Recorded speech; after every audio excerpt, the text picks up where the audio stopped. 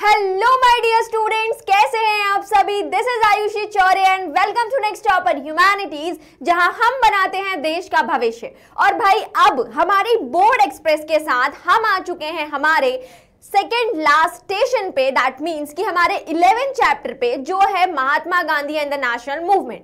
तो इन सभी चैप्टर्स को पढ़ने के बाद अब हम एक ऐसे चैप्टर पे पहुंच चुके हैं जहां से हम इंडिया को कॉलोनी से क्या करने वाले हैं, इंडिपेंडेंट बनाने वाले, एक इंडिपेंडेंट कंट्री बनाने वाले हैं। और ये जो हमारा नेशनल मूवमेंट है, ये जो हमारा फ्रीडम मूवमेंट है, उसमें महात्मा गांधी का क्या रोल है उसको हम पढ़ेंगे। तो चलिए देखते हैं इस चैप्टर में और उसको इतने अच्छे से पढ़ लेते हैं ताकि एग्जाम में चाहे कोई भी क्वेश्चन आए आपसे वो बिल्कुल बन जाएगा।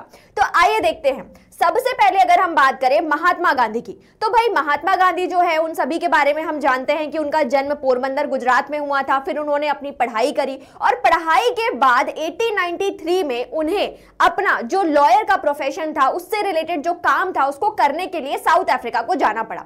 अब साउथ अफ्रीका में उन्होंने कई सारे नेशनल मूवमेंट्स करे हुए थे। वहां पे जो साउथ अफ्रीकन गवर्नमेंट थी, which is was a British government, उसने किस तरीके से वहां पे जो इंडिया से लोग वहां पे गए हुए थे, जिन्हें वो कलर्ड लोग कह रहे थे, उनके साथ अलग अलग तरीके के जो आप बोल सकते हो जो डिप्रेसिंग लॉज थे, उनके अगेंस्ट उन्होंने क्या किया था, अलग अलग टेक्निक्स लेकर आए थे। और वहां पे उन कलर्ड लोगों के लिए वो एक लीडर बन के इमर्ज हुए।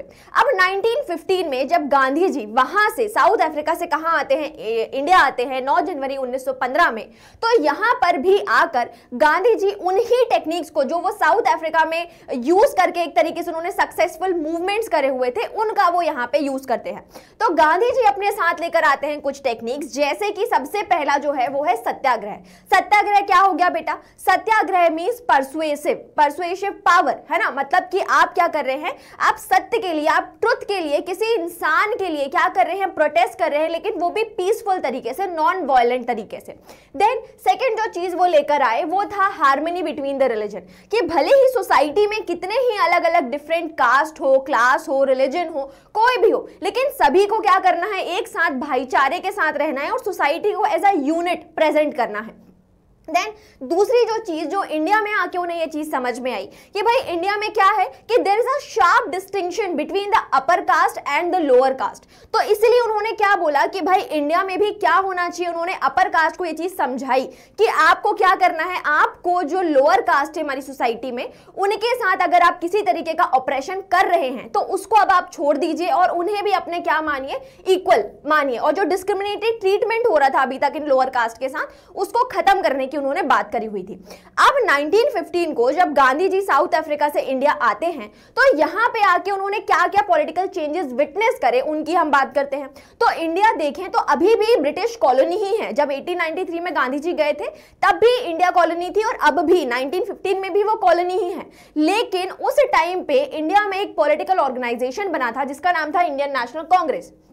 अब जब गांधी जी 1915 में आए तो उन्होंने ये देखा कि भाई ये जो इंडियन नेशनल कांग्रेस है ना, ये अब क्या बन चुका है, ये एक मैसिव, आप बोल सकते हो कि एक ऑल इंडिया मूवमेंट बन चुका है। एक ऐसा एसोसिएशन, एक ऐसा ऑर्गेनाइजेशन जिसने कहीं ना कहीं पूरी कंट्री को यूनाइट करके रखा हुआ है। इसकी हर स्टेट में, हर प्रोविंस में अलग अलग क्या है, ब्रांचेस हैं। और ये एक ऐसा ऑर्गेनाइजेशन है, ये एक ऐसा नेशनल एसोसिएशन है जिसकी मदद से आप क्या कर सकते हैं, पूरे इंडिया को यूनाइट कर सकते हैं। साथ ही साथ उन्होंने ये चीज देखी कि 1905 और 7 के बीच में इंडिया में क्या हुआ था, बंगाल पार्टीशन। और 1905 में वो जो बंगाल पार्टीशन हुआ था, उसकी वजह से एक मासिव मूवमेंट, आप बोल सकते हो कि एक लार्ज मूवमेंट इंडिया में कंडक्ट किया गया जिसका नाम था स्वदेशी और बॉयकॉट मूवमेंट। जिसमें क्या बताया गया, जिसमें यह कहा गया कि हमें ब्रिटिश गवर्नमेंट के जो ब्रिटिश गुड्स हैं उनको यूज नहीं करना है और ब्रिटिश के बनाए हुए जो गुड्स हैं उनकी जगह उन्हें हम क्या करने वाले हैं, बहिष्कार करने वाले हैं, बॉयकॉट करने वाले हैं।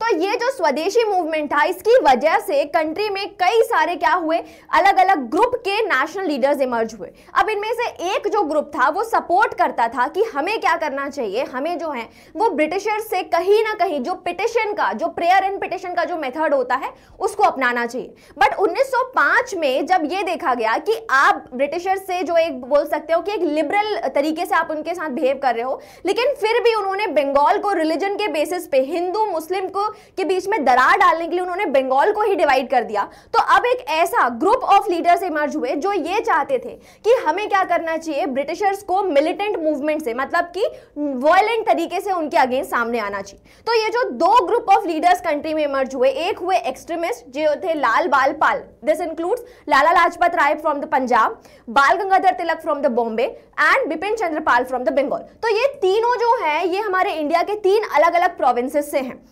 और जिनकी मदद से क्या देखा गया, जिनकी मदद से ये देखा गया कि हर जो रीजन है उसमें कहीं ना कहीं इस आइडियोलॉजी को सपोर्ट करने वाले उनके कई सारे फॉलोअर्स थे। और वहीं पे जो दूसरा ग्रुप था वो था मॉडरेट्स का, जो किस चीज की पॉलिसी को फोकस करते थे, जो चाहते थे कि ब्रिटिशर से हमें ग्रेजुअल एंड परसुएसिव वे में, मतलब कि विनती पुकार करके कहीं ना कहीं अपनी बात मनवाना चाहिए। तो उस ग्रुप में थे गोपाल कृष्ण गोखले, मोहम्मद अली जिन्ना, दादा भाई नौरोजी, ऐसे कई सारे लीडर्स जो थे वो उसको थे, उस ग्रुप को फॉर्म कर रहे थे। अब गांधी जी जब इंडिया में आए तो उन्होंने उनके पॉलिटिकल गुरु गोपाल कृष्ण गोखले को ज्वाइन किया, और उन्हीं की बात पे उन्होंने 1 साल का कंट्री वाइड क्या किया था, टूर किया हुआ था।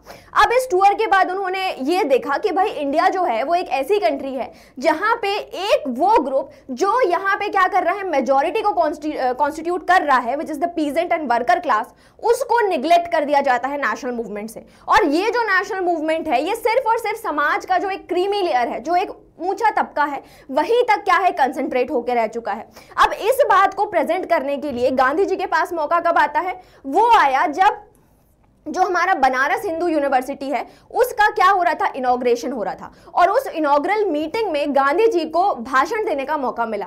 अब जब गांधी जी को भाषण देने का मौका मिला तो उन्होंने ये देखा कि भाई जो हमारा आप बोल सकते हो कि वो जो मीटिंग है उसमें से वही लोग प्रेजेंट हैं जो समाज के ऊंचे तबके को बिलोंग कर रहे हैं, और जो मेजोरिटी को कॉन्स्टिट्यूट कर रहा है, जो वर्कर क्लास है, जो पीजेंट क्लास है, उन्हें हमेशा नेशनल मूवमेंट से अभी तक निग्लेक्ट किया गया है। तो गांधी जी ने ये आइडिया वहां पे रखा कि भाई हमें क्या करना चाहिए, हमें जो हमारा इंडियन नेशनल मूवमेंट है उस इंडियन नेशनलिज्म को as a whole country represent करना चाहिए, और जो पीजेंट्स और वर्कर्स भी हैं उन्हें भी क्या करना चाहिए, इस मूवमेंट में इंक्लूड करना चाहिए। तो इस आइडियोलॉजी के साथ कहीं ना कहीं गांधी जी हमारे नेशनल मूवमेंट में जो मास है उसको जोड़ने का प्रयास करते हैं, और इसीलिए उन्हें क्या कहा गया, उन्हें लोगों का लीडर कहा गया, उन्हें मास लीडर कहा गया। चलिए अब इसके बाद अगर हम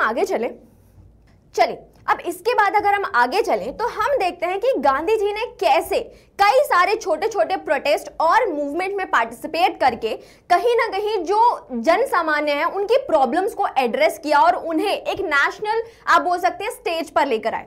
तो जब हुआ था दिसंबर 1916 का जो कांग्रेस का एनुअल सेशन था वो लखनऊ में कंडक्ट करा गया, और वहां पे गांधी जी से मिलने के लिए चंपारण बिहार से एक पर्सनालिटी आए हुए थे जिनका नाम था राजकुमार शुक्ला। और राजकुमार शुक्ला जो है वो गांधी जी का अटेंशन कहीं ना कहीं ड्रॉ करते हैं चंपारण में जो इंडिगो प्लांटर्स है उनकी कंडीशन के ऊपर।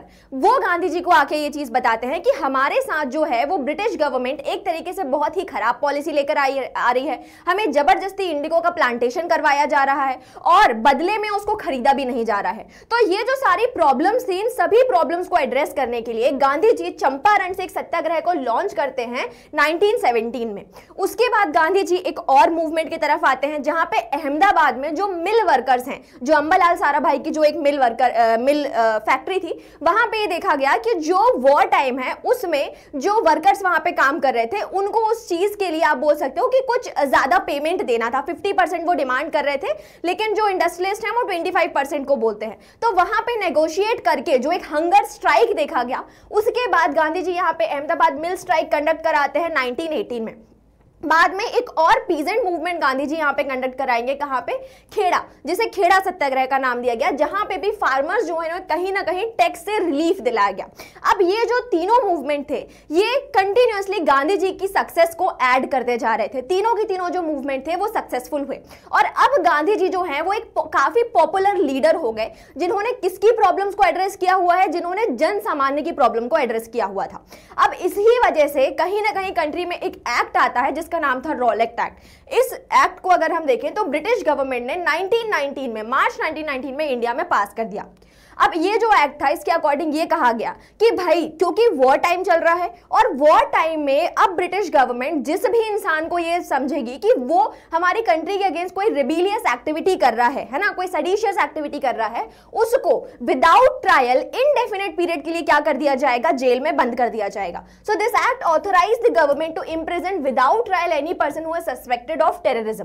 ठीक, अब ये जो चीज थी ये कहीं ना कहीं जो पॉलिटिकल प्रिजनर्स थे हमारी कंट्री में उनके लिए काफी खराब थी और इस वजह से गांधी जी को ये लगा कि दिस इज द टाइम कि अब हम क्या कर सकते हैं, एक नेशन वाइड सत्याग्रह को लॉन्च किया जा सकता है और इसीलिए गांधी जी इस रॉलेट एक्ट के अगेंस्ट एक सत्याग्रह लॉन्च करते हैं विच इज दी रॉलेट सत्याग्रह, जो स्टार्ट होता है अप्रैल 6 से।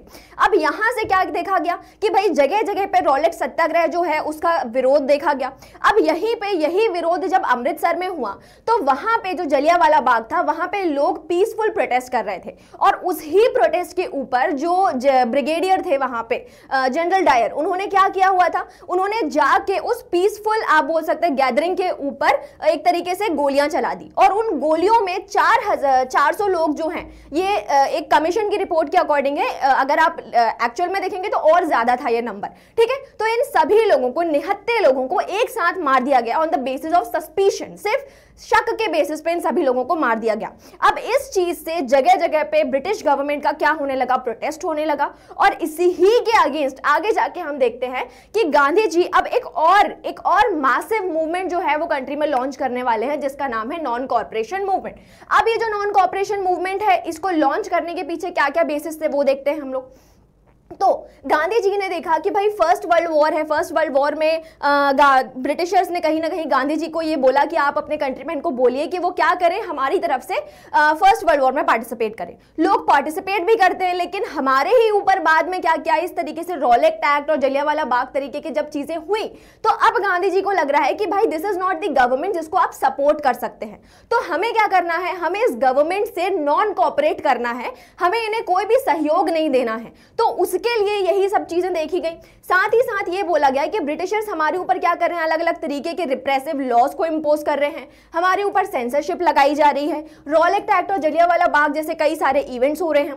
तो इस चीज के लिए गांधी जी ये डिसाइड करते हैं कि हम एक नेशन वाइड मूवमेंट जो है वो लॉन्च करने वाले हैं और इसी मूवमेंट के साथ, नॉन कॉर्पोरेशन मूवमेंट के साथ ही गांधी जी जो खिलाफत इशू था उसको क्या कर दिया, उन्होंने ज्वाइन कर दिया ताकि क्या हो सके, ताकि हमारी कंट्री में जो हिंदू और मुस्लिम कम्युनिटी है दोनों को यूनाइट किया जा सके और एक मासिव, आप बोल सकते हो कि एक लार्ज स्केल पे पॉपुलेशन को जोड़ा जा सके।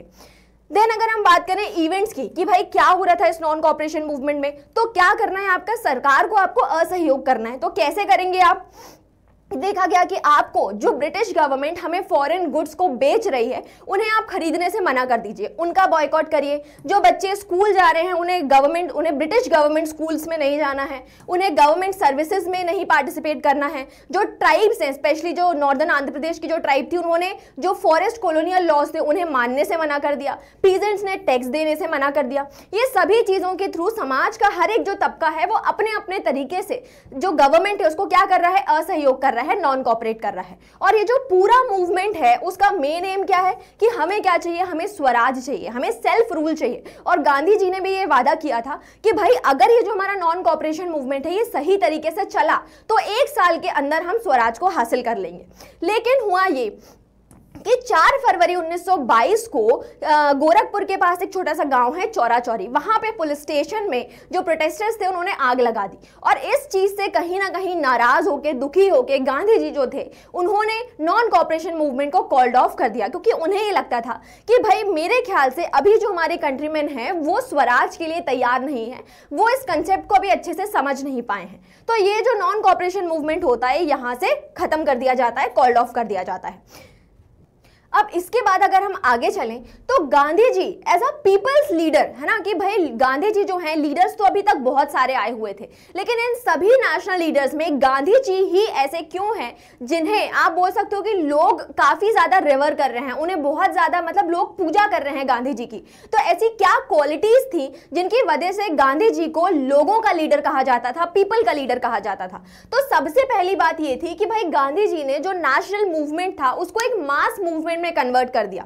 उन्होंने जो समाज का ऊंचा तबका, जो पढ़ा लिखा, जो मिडिल क्लास ग्रुप अभी तक नेशनल मूवमेंट को चैनलाइज कर रहा था, उसके साथ साथ उन्होंने समाज के हर उस तबके को जोड़ दिया जो हमारी इंडियन सोसाइटी में प्रेजेंट था। देन अगर हम दूसरी चीज की बात करें कि भाई ही identified himself with the common man, उन्होंने बाकी लीडर्स के जैसे एक जो आप बोल सकते हो कि जो डिफरेंस मेंटेन किया जाता था पढ़े लिखे लोग और अनपढ़ लोगों के बीच में, उसको उन्होंने ब्रेक कर दिया।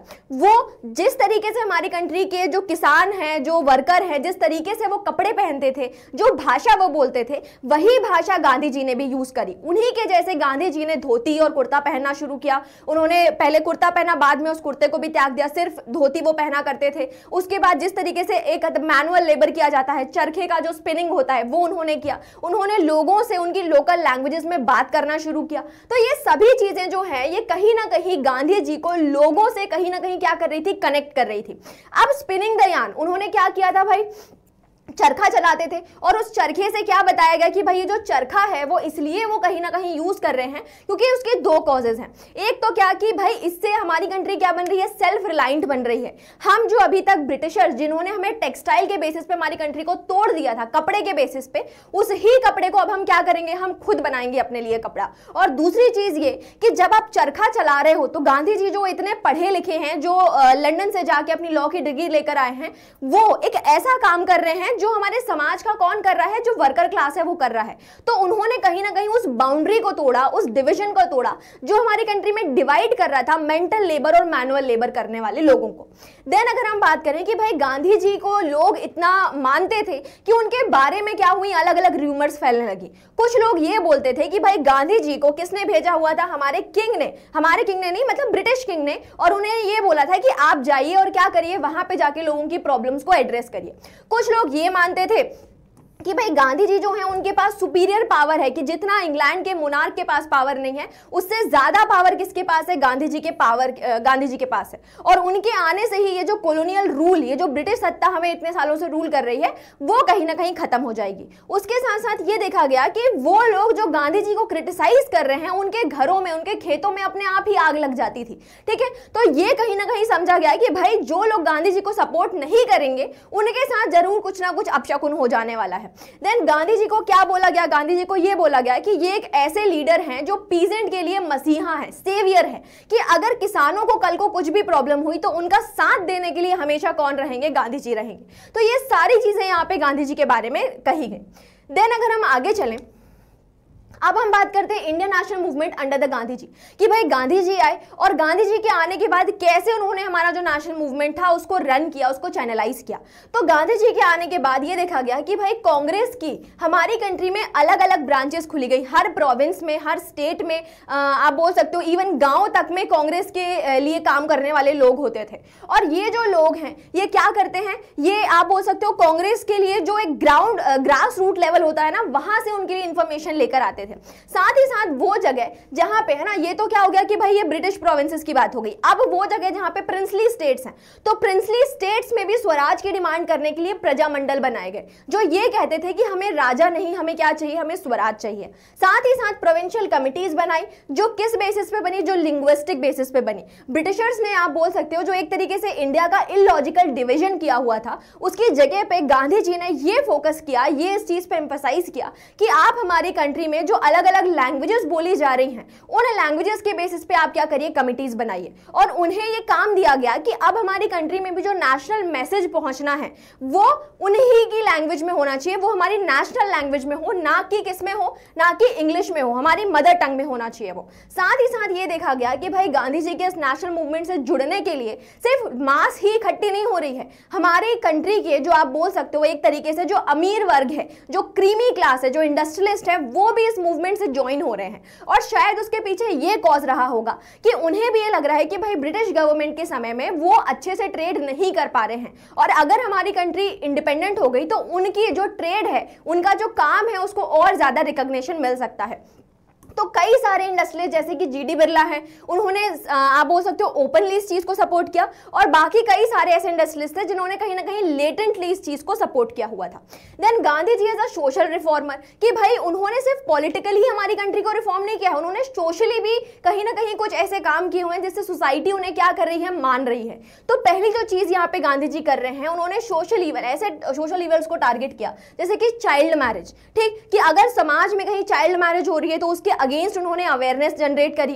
देन उन्होंने अनटचेबिलिटी की बात करी, जो लोअर कास्ट थे, जो डिप्रेस कास्ट थे, उन्हें उन्होंने हरिजन पुकारना शुरू किया, उनके लिए काम किया, हरिजन यात्रा करी हमारी पूरी कंट्री में। उसके साथ उन्होंने हिंदू मुस्लिम जो यूनिटी थी उसके लिए उन्होंने काम करना शुरू किया। साथ ही साथ उन्होंने खादी को प्रमोट किया, क्योंकि खादी से क्या होगा, हमारी कंट्री जो है वो सेल्फ रिलायंट बनेगी, ठीक है। तो इन सभी चीजों के ऊपर गांधी जी ने यहाँ पे काम किया हुआ है।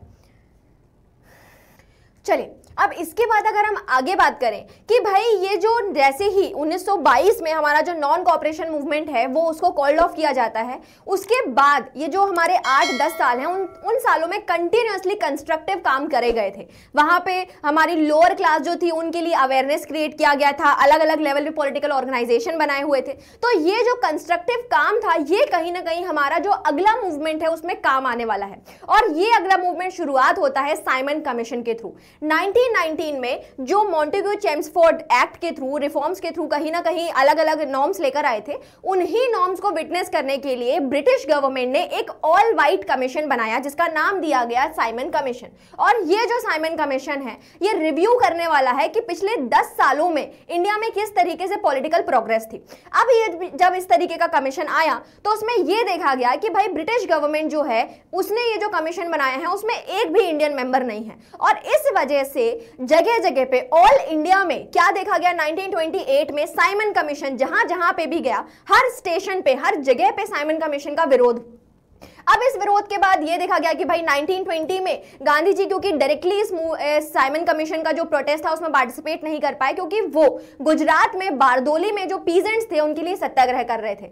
अब यहीं पे एक और चीज देखी गई कि भाई साल 1919 आता है और यहाँ पे दिसंबर में लाहौर में कांग्रेस एक एनुअल सेशन कंडक्ट कराती है। ये जो सेशन है ये हमारे लिए बहुत ही इंपॉर्टेंट हो जाता है नेशनल पर्सपेक्टिव से।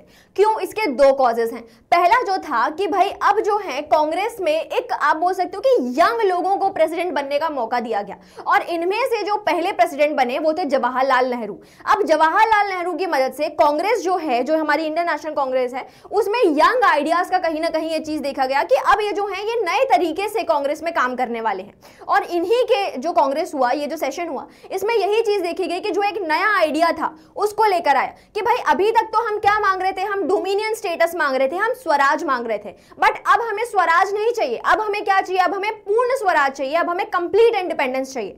तो उस चीज की यहाँ पे बात करी गई, और इस ही चीज को कहीं ना कहीं नेशनल लेवल पे सेलिब्रेट करने के लिए 26 जनवरी 1930 को हमारी कंट्री में all over India independence day मनाया गया, जिसमें हर जगह से लोग क्या कर रहे थे, पार्टिसिपेट कर रहे थे और नेशनलिस्ट एक्टिविटीज कर रहे थे।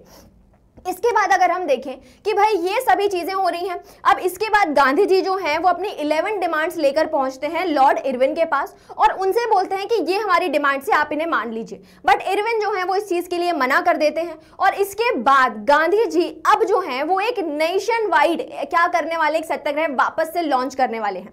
तो इसकी स्टार्टिंग होती है सॉल्ट मार्च से। सॉल्ट मार्च स्टार्ट हुआ 12 मार्च 1930 को गांधी जी के साबरमती आश्रम अहमदाबाद से, और वहां से गांधी जी जो है अपना मार्च जो है वो शुरू करके 6 अप्रैल 1930 को ये पहुंच जाते हैं डांडी, और डांडी में आके गांधी जी क्या करते हैं, सॉल्ट लॉ को ब्रेक करते हैं।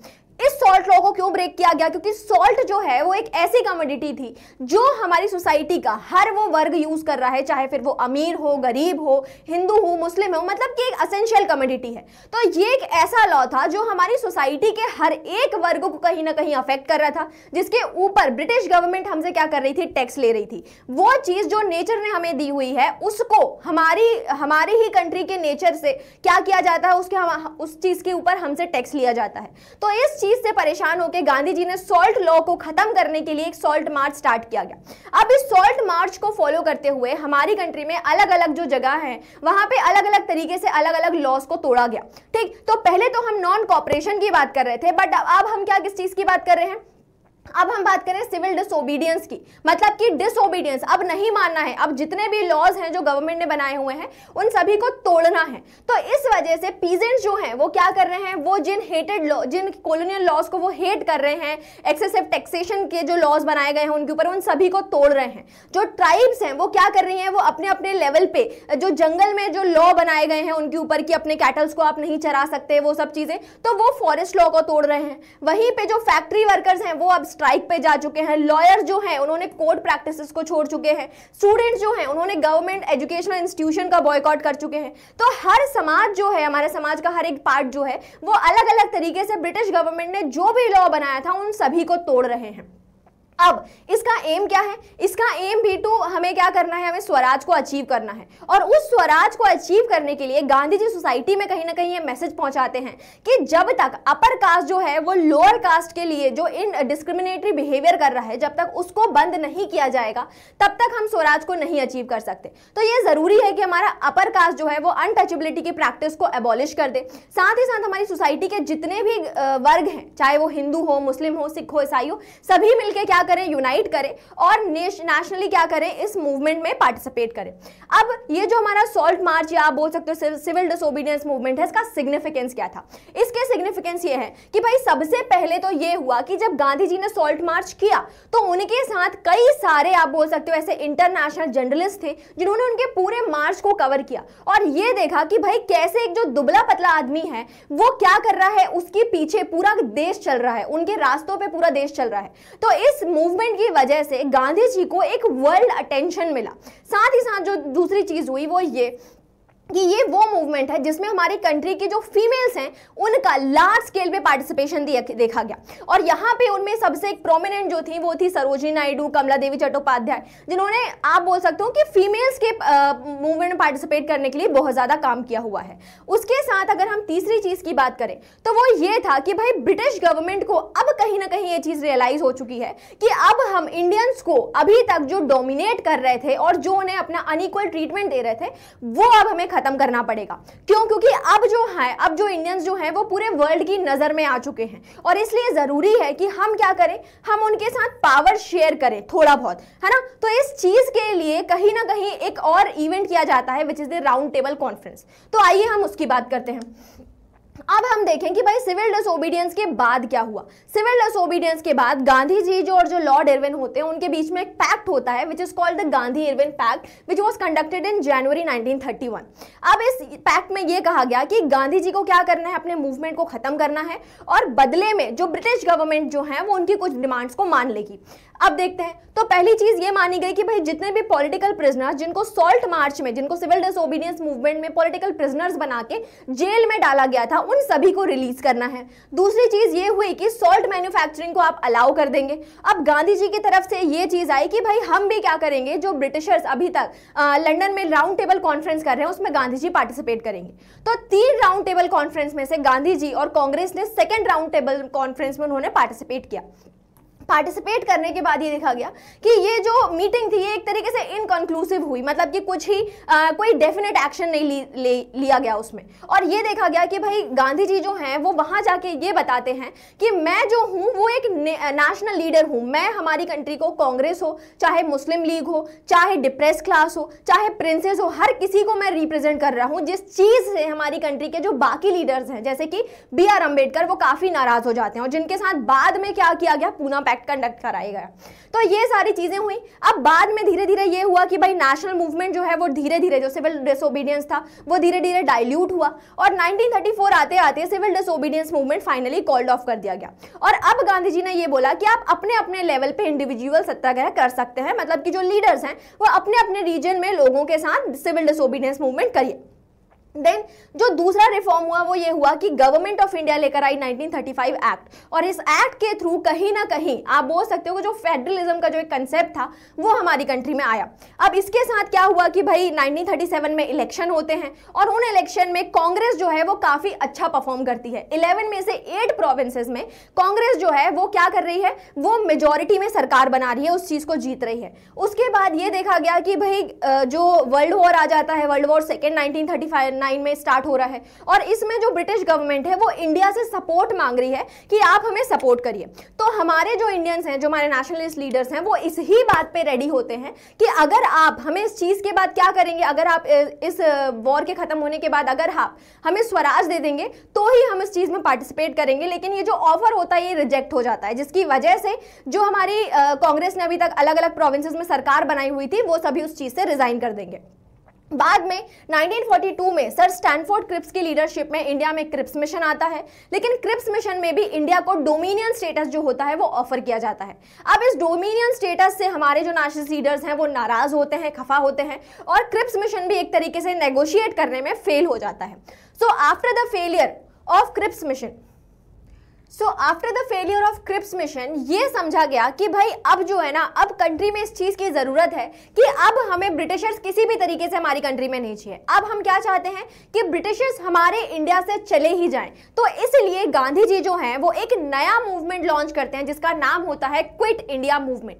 ये जो मूवमेंट है इसमें ये नारा दिया गया कि डू और डाई। डू और डाई मींस कि आप जिस भी तरीके से ब्रिटिश गवर्नमेंट के अगेंस्ट अपना प्रोटेस्ट शो कर सकते हैं वो करिए, मतलब करो या मरो, ये लास्ट चांस है आपके पास कि आप जिस भी तरीके से ब्रिटिश गवर्नमेंट के अगेंस्ट आगे आ सकते हैं, आइए। तो इस नारे के साथ ये देखा गया कि भाई जगह जगह पे मास प्रोटेस्ट हो रहे हैं, उसके साथ अरेस्ट किया जा रहा है, रिप्रेशन किया जा रहा है और जिस दिन ये मूवमेंट लॉन्च होना था उसकी एक रात पहले ऑपरेशन जीरो वार के तहत हमारी कंट्री के जितने भी नेशनल लीडर्स थे उन सभी को जेल में डाल दिया गया, इंक्लूडिंग द गांधी जी।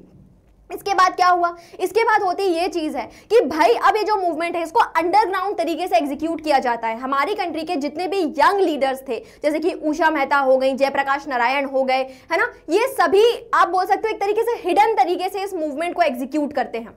और इसमें अलग अलग लीडर्स जो आप बोल सकते हो कि फ्यूचर में अलग अलग आप बोल सकते हो कि जो नए लीडर्स हैं उनको यहाँ पे कहीं ना कहीं चांस मिलता है। इसके साथ साथ अलग अलग जो स्टेट्स हैं उनमें इंडिपेंडेंट पैरेलल गवर्नमेंट्स बनाई गई। साथ ही साथ ये देखा गया कि अब भाई जो ब्रिटिश है, जो ब्रिटेन है, वहां पे भी कई तरीके के पॉलिटिकल चेंजेस हो रहे हैं। तो ब्रिटेन में इलेक्शन होता है और उस इलेक्शन के बाद 1945 में एक नई गवर्नमेंट आती है जिसका नाम होता है लेबर गवर्नमेंट। और ये जो लेबर गवर्नमेंट है ये आई ही इस बेसिस पे थी कि भाई हम इंडिया को क्या करेंगे, लिबरेट करने वाले हैं, हम इंडिया को इंडिपेंडेंट करने वाले हैं। तो इन्हीं सब चीजों को लेके आगे काम होता है, कैबिनेट मिशन का काम होगा। और 1945 में जो लॉर्ड वेवेल होते हैं ये कहीं ना कहीं नेगोशिएट करना चाहते हैं इंडियन नेशनल कांग्रेस और मुस्लिम लीग के साथ, लेकिन ये जो नेगोशिएशन होता है ये फेल हो जाता है। 1946 में कैबिनेट मिशन आता है जो अपने इस प्लान के साथ लेकर आता है कि हम कंट्री में एक कॉन्स्टिट्यूएंट असेंबली बनाने वाले हैं और ये जो कॉन्स्टिट्यूएंट असेंबली होगी इसमें आप मिलकर अपने कंट्री का कॉन्स्टिट्यूशन बनाइए और जैसे ही वो फुलफिल हो जाएगा हम पावर आपको ट्रांसफर कर देंगे। तो इस असेंबली को फुलफिल करने के लिए एक इलेक्शन होता है और इस इलेक्शन में कांग्रेस जो है वो बहुत अच्छे तरीके से परफॉर्म करने वाली है, ठीक। लेकिन इन्हीं सभी चीजों से कहीं ना कहीं जो जिन्ना होते हैं वो नाराज होते हैं कि हमें पहले पाकिस्तान बनाना है, उसके बाद में आप इंडिया को लिबरेट करिए, क्योंकि अगर ये चीज पहले हो गई तो हमारा पाकिस्तान कभी नहीं बन पाएगा। तो इसी चीज से नाराज होकर जिन्ना जो होते हैं वो डायरेक्ट एक्शन डे लॉन्च करते हैं और उसमें उन्होंने क्या किया, अपना एक तरीके से आप बोल सकते हो कि अपना एजिटेशन दिखाया, अपना गुस्सा दिखाया कि मुस्लिम्स को क्या चाहिए, अपना एक सेपरेट स्टेट चाहिए है, ठीक है, उन्हें एक सेपरेट कंट्री चाहिए जो उस डायरेक्ट एक्शन डे को वो एग्जीक्यूट करते हैं 16 अगस्त 1946 में। देन अगर हम आगे बात करें कि भाई इन सभी चीजों के बाद फाइनली लॉर्ड माउंटबेटन जो होते हैं वो इंडिया आते हैं और अपने प्लान को कि किस तरीके से इंडिया को इंडिपेंडेंस देना है उस चीज के ऊपर काम किया जाता है। सो 1947 में लॉर्ड माउंटबेटन जो होते हैं वो इंडिया और पाकिस्तान दो अलग अलग यूनिट्स बनाते हैं और 15 अगस्त 1947 को इंडिया को फाइनली पावर ट्रांसफर होता है, जिसको हम इंडिपेंडेंस डे के रूप में आज भी सेलिब्रेट करते हैं। इन सभी चीज के बाद ये देखा गया कि भाई गांधी जी जो हैं वो इस चीज से काफी नाराज हैं कि भाई उन्हें इंडिपेंडेंस जो है वो पार्टीशन के बेसिस पे नहीं चाहिए थी, उन्हें एक कंप्लीट इंडिया चाहिए था, जिस वजह से गांधी जी काफी दुखी हैं। और इस वजह से पार्टीशन की वजह से जो अगर अलग अलग जगहों पे जो दंगे हो रहे थे उन दंगों को शांत करने के लिए गांधी जी जो थे वो कोलकाता में, है ना, बंगाल में जाके कहीं ना कहीं कम्युनल हार्मनी को प्रमोट कर रहे थे। इसी चीज से नाराज होके आप बोल सकते हो कि एक हिंदू, आप बोल सकते हो स्टॉन्च हिंदू जो है जिन्हें नाथूराम गोडसे कहा गया, वो नाथूराम गोडसे गांधी जी को ये समझते हैं कि he is an appeaser of Muslims, वो सिर्फ मुस्लिम्स के बारे में सोच रहे हैं। और इसी चीज से नाराज होकर 30 जनवरी 1948 को नाथूराम गोडसे जो होते हैं वो गांधी जी को शॉट डेड कर देते हैं, उन्हें गोली मार देते हैं, जिसके बाद गांधी जी की हत्या हो जाती है। अब ये सभी चीजें, ये सभी इवेंट हुए, लेकिन गांधी जी को लोग अभी भी, आज भी प्रेजेंट डे में भी हम गांधी जी को एज अ नेशनल लीडर मानते हैं। बहुत से लोग उन्हें पॉलिटिकल लेवल पे भगवान मानते हैं। तो अब अगर हम इस बात चैप्टर में अगर हम आगे चलें कि भाई ये जो चैप्टर है इसके बारे में जो हमें इंफॉर्मेशन मिली है उसको हमने कैसे अलग अलग सोर्सेज से पढ़ा और वो जो सोर्सेज हैं उनके लिए लिमिटेशंस क्या हैं। तो सबसे पहली जो चीज देखी गई वो थी public voice and private script. वो लोग जो आप बोल सकते हो कि पब्लिक जगह पे जो स्पीचेस दी गई, उन स्पीचेस के बारे में हमने पढ़ा, उन स्पीचेस से हमने कई सारे मैसेजेस को लिया। साथ ही साथ वो प्राइवेट लेटर्स जो एक इंसान दूसरे इंसान को लिख रहा है, जो कहीं ना ये चीज जानता है कि भाई ये जो लेटर्स है ना शायद ये आगे जाके पब्लिश हो सकते हैं, तो उसमें उनके अपने काफी प्राइवेट और पब्लिक इंटेंशंस दोनों इंक्लूड होते हैं। तो जैसे कि एक हुआ महात्मा गांधी जिन्होंने अपने लेटर्स को कंपाइल करके हरिजन जनरल जो था उसमें पब्लिश किया, और वैसे ही नेहरू ने अ बंच ऑफ लेटर भी पब्लिश किया। देन अगर हम बात करें ऑटोबायोग्राफी की, तो ये जो ऑटोबायोग्राफी होती है ये जब कोई इंसान लिखता है तो ये उसी तरीके से लिखने की कोशिश करता है जैसे वो चाहता है कि लोग उसे समझें। तो ऑटोबायोग्राफी भी अगर आप देखें तो वैसे तो हमें बहुत कुछ बता देते हैं, लेकिन उसके साथ साथ ये कहीं ना कहीं आप बोल सकते हो कि एक तरीके से बायस्ड है। अब अगर हम दूसरी चीज की बात करें गवर्नमेंट रिकॉर्ड्स की, तो गवर्नमेंट में जो पुलिस डायरीज थी, जो अलग अलग जगहों पर प्रोटेस्ट देखे गए, उन प्रोटेस्ट में जिस तरीके से पुलिस ने उन रिकॉर्ड को मेंटेन किया वो भी हमें कहीं ना कहीं उस टाइम पीरियड के बारे में बताते हैं। बट ये जो रिकॉर्ड बनाए गए ये भी कहीं ना कहीं गवर्नमेंट के पर्सपेक्टिव को बता रहे हैं, वो भी बहुत सी इंफॉर्मेशन हमसे छुपा सकते हैं। तो इस चीज के बारे में भी सोच के, ध्यान रख के ही हमें हिस्ट्री को क्या करना है, पढ़ना है। देन अगर हम बात करें न्यूज़पेपर की, तो भाई न्यूज़पेपर जो था इंग्लिश और कई सारी लोकल लैंग्वेजेस में पब्लिश करे गए। बट ये जो न्यूज़पेपर पब्लिश करने वाले ये जो पब्लिशर्स हैं ये कहीं ना कहीं क्या है, बायस हैं, अपने पॉलिटिकल ओपिनियंस को, बिलीव्स को कहीं ना कहीं अपने न्यूज़पेपर के थ्रू प्रमोट कर रहे हैं। तो उस चीज को भी हमें ध्यान रखना है। तो न्यूज़पेपर भले ही क्या कर रहे हैं, कॉमन थॉट को रिप्रेजेंट कर रहे हैं सोसाइटी में, बट स्टिल वो कहीं ना कहीं जो पब्लिशर है उनकी आइडियोलॉजी को, उनकी ओपिनियन को भी कहीं ना कहीं दर्शाता है हमें न्यूज के थ्रू। तो ये सभी चीजें थी जो इस चैप्टर में इंपॉर्टेंट है, जो हम पढ़ चुके हैं। अब अगर हम बात करें इनके क्वेश्चंस की, तो यहाँ पे कई सारे एमसीक्यूज जो मल्टीपल चॉइस क्वेश्चंस हैं वो आपके लिए दिए गए हैं। उसके साथ साथ अगर हम देखें तो हमारे पास सब्जेक्टिव क्वेश्चंस भी हैं और एक केस बेस्ड क्वेश्चन भी जो है वो मैं आपके लिए लेकर आई हूं। तो ये सभी चीजें आप पढ़िए, इनकी प्रैक्टिस करिए। I hope you like this lecture. Thank you so much.